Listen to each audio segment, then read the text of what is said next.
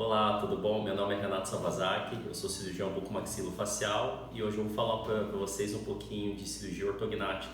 Cirurgia que é realizada para correção de deformidades ou de grandes alterações esqueléticas, aquelas alterações que muitas vezes o paciente vai no ortodontista e o ortodontista diz: olha, eu não vou conseguir corrigir tudo isso só com o aparelho, a gente vai precisar de alguma alteração na parte esquelética também. Então, às vezes vocês veem algumas pessoas que têm a mandíbula pequena, a mandíbula muito grande, né? Ou a parte de cima dos dentes, que a gente chama de maxila, muito estreita ou muito para trás, muito para frente, ou como nesse caso que eu vou mostrar para vocês, um caso de assimetria, tá? Então, como que a gente faz depois que o ortodontista trabalha no paciente e deixa os dentes preparados para a cirurgia, que isso demora alguns meses?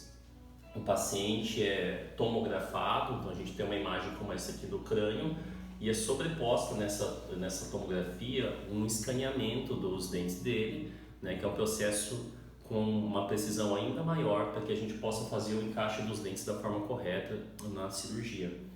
Então a gente faz toda uma manipulação computacional, né, fica muito mais fácil, a gente consegue prever a cirurgia com muito mais precisão, e isso não acontecia antigamente. Então essa foi uma das grandes evoluções da cirurgia ortognática.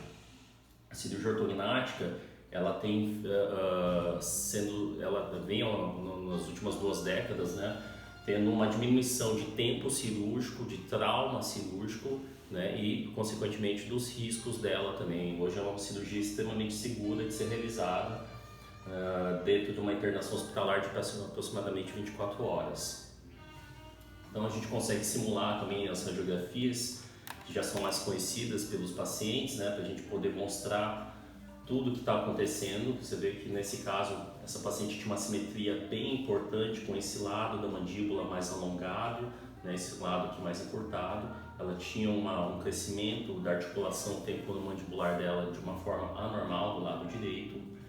Né? Vocês podem ver na radiografia de perfil também como é diferente um lado da base com o outro lado da base mandibular, e as vias aéreas dela que também não eram tão grandes assim, porque ela tem o que a gente chama de padrão 2, que é quando a mandíbula é discretamente menor do que a maxila. Isso pode ter várias proporções, em alguns pacientes é bem importante.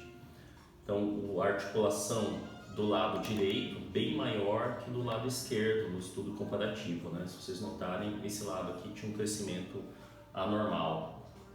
Isso aqui são imagens da tomografia que a gente utiliza para ver fatia a fatia, milímetro a milímetro, como está a estrutura óssea dela. Então hoje o planejamento tem um nível de acuidade muito alto. E isso daqui são simulações da cirurgia. Então esse é a grande vantagem de você fazer um projeto computacional do seu processo cirúrgico. Você pode operar o paciente várias vezes, né, simular a cirurgia dele várias vezes, e quando a gente tem certeza de que aquele movimento é o melhor, são impressos guias tridimensionais, né, que a gente utiliza na cirurgia real.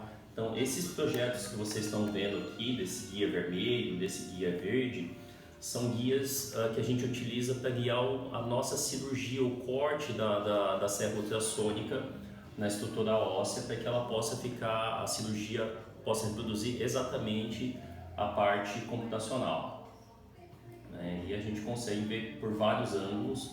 São guias assim, podem ter formatos um pouco diferentes, mas são transcirúrgicos, né? A gente utiliza somente enquanto o paciente está com anestesia geral durante a cirurgia, e depois todos esses guias são removidos e aí são instalados as placas de fixação, né? São as placas de titânio que seguram a maxila, a mandíbula na posição que a gente desejou.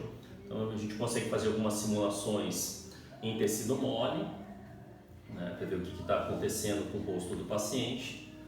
Vocês conseguem perceber os movimentos, então tudo isso fica muito fácil, né, tanto para o profissional quanto para o paciente ver o que está acontecendo com o rosto dele, o que vai acontecer com o rosto dele.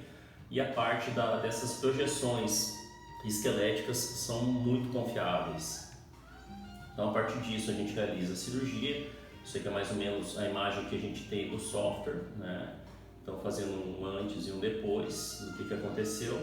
E os segmentos coloridos são os segmentos que estão em movimentação, tá? Então esse é um antes, esse é um depois, então uma correção de assimetria bastante grande.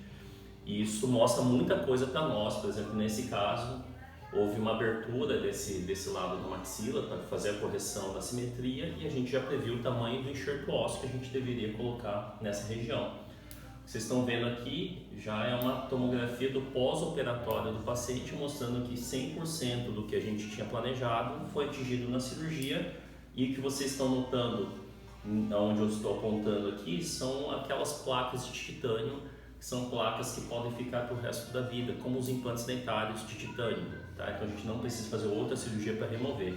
E todas essas linhas de osteotomia que são realizadas durante a anestesia geral, elas se consolidam completamente, né? Então o paciente, depois de alguns meses, fica totalmente consolidado, até mesmo não depende mais dessas placas de titânio, elas poderiam até hipoteticamente ser removidas se fosse necessário, tá? Então a paciente já corrigida, né? E essa é a radiografia final da paciente, né? Então isso é um pouquinho de cirurgia ortognática para vocês. Obrigado!